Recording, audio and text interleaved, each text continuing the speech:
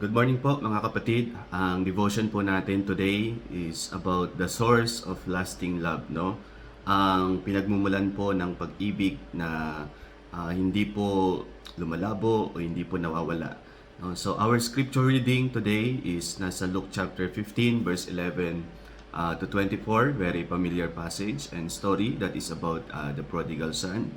Nung siya po'y lumayo sa kanyang ama, at siya po ay nagpakasasa sa kanyang buhay, at nakikita po natin ang sayang niya ang kanyang buhay.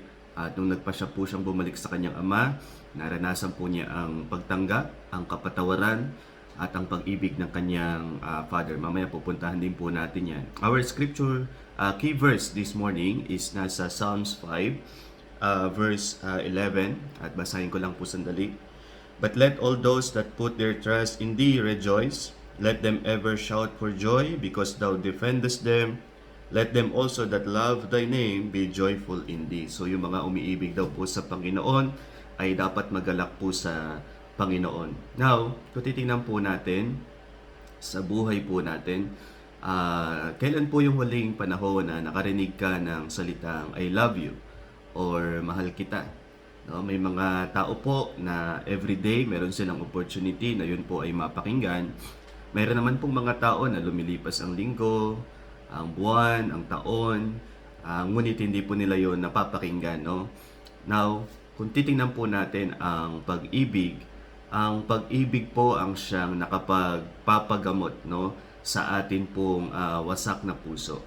And sabi nga ng Panginoon, He is near to the broken-hearted. No? Ang Panginoon po ay malapit po sa mga sugatan, wasak ang kanilang puso. So, mahalaga po na maintindihan natin na ang Diyos po sa umpisa pa lang ay ipinapakita niya ang kanyang pag-ibig sa atin, na ang Diyos ay Diyos ng pag-ibig, at ipinapadama po niya sa atin na mahal po niya tayo at lahat po ng kailangan po natin ay masusumpungan po natin sa Kanya at masusumpungan din po natin sa pag-ibig ng Diyos. Lalong-lalo na po sa kagalingan ng atin pong mga kaluluwa. So, napakahalaga po na makita natin kung yung puso natin ay nakaangkla, nakadikit po yan sa ating Panginoong Jesucristo, sa puso ng ating Panginoong Jesus. Lagi po nating mararamdaman, no, yung pag-ibig ng Diyos sa ating buhay personally. No, hindi lang natin makikita na mahal ng Diyos ang lahat ng tao, kundi makikita mo sa iyong sarili na inibig ka ng Diyos personally pag yung puso mo ay nakadikit sa puso ng Panginoong Jesucristo. Now, yung pag-ibig po ng salibutan, yan po ay mawawala, no? Yan po ay magfe-fade, yan po ay lilipas din. Pero ang garantiya natin, ang pag-ibig po ng Diyos kahit kailan, hindi po yan mawawala. Yan po ay magtatagal.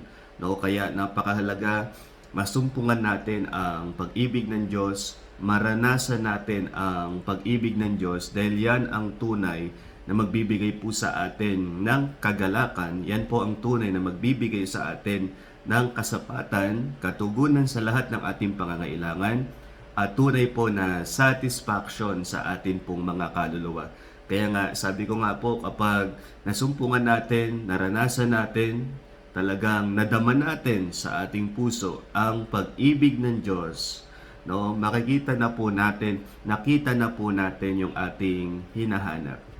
Kaya maraming tao po ang siyang patuloy na naghahanap ng pag-ibig sa mundong ito, no, hinahanap po nila sa salapi, hinahanap nila sa mga kaibigan, hinahanap nila sa mga bagay na sabihin na rin po natin kasalanan, no? Akala po nila yun yung magpaparana sa kanila ng pag-ibig, pero still sila po ay nabubuhay pa rin sa kakulangan, nabubuhay pa rin po sa kawalan, no? Nabubuhay pa rin po sa buhay na laging empty ang kaluluwa, sapagkat sa ating kalooban, ang pinaka sa ilalim po ng ating buhay, ang Diyos po ang tanging makakapag-fulfill niyan, ang pag-ibig po ng ating Diyos. Now, ang pag-ibig ng Diyos, hindi na po natin yan binabayaran, no?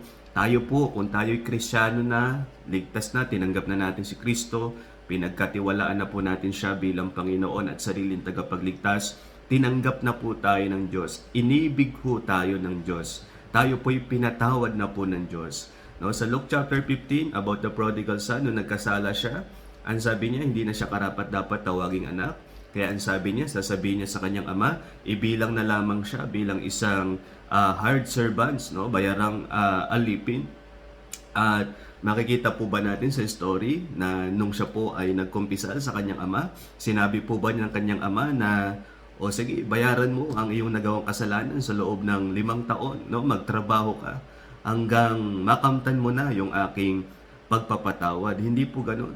Nung siya'y lumapit sa kanyang ama, humingi ng tawad, makita po natin sa Luke chapter 15, malayo pa lang siya, natanaw na po siya ng kanyang ama, niyakap siya, hinagkan siya, at ang sabi nga po ng Bible, sinuotan siya ng pinakamagandang kasuotan, sinuotan siya ng singsing, sinuotan siya ng panyapak, at katay pa po ng pinatabang guya, sila po'y nagpakasaya at sila po'y kumain. So makikita po natin na yung pag-ibig ng Diyos ay talaga pong nag-umapaw sa buhay po ng isang prodigal son. The same thing with you, kapatid.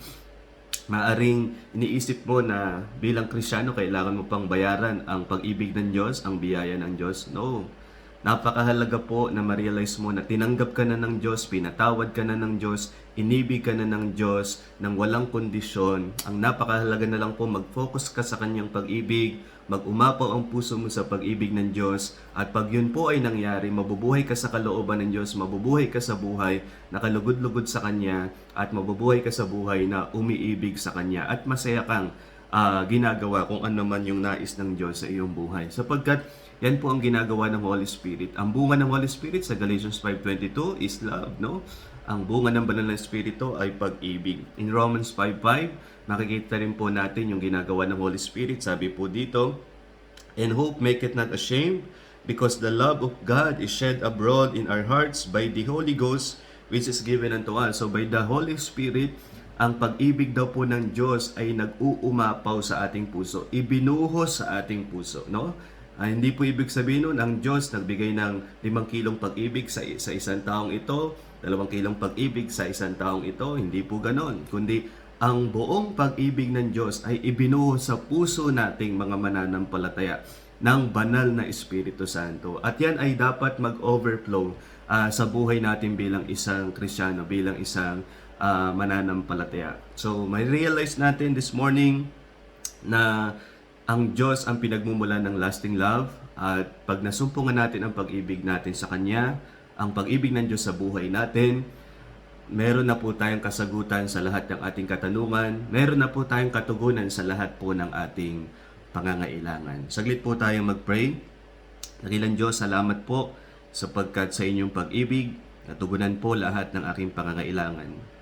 At sa inyong pag-ibig, nagamot po ang sugatan kong puso, sugatan kong kaluluwa, O Diyos. Salamat po dahil ikaw ay malapit, at salamat, O Diyos, dahil ang inyong pag-ibig araw-araw ay ipinapadaman niyo po sa akin, Panginoong Diyos. Salamat po, O Diyos, sa inyong pag-ibig. Sa pangalan ni Jesus, Amen.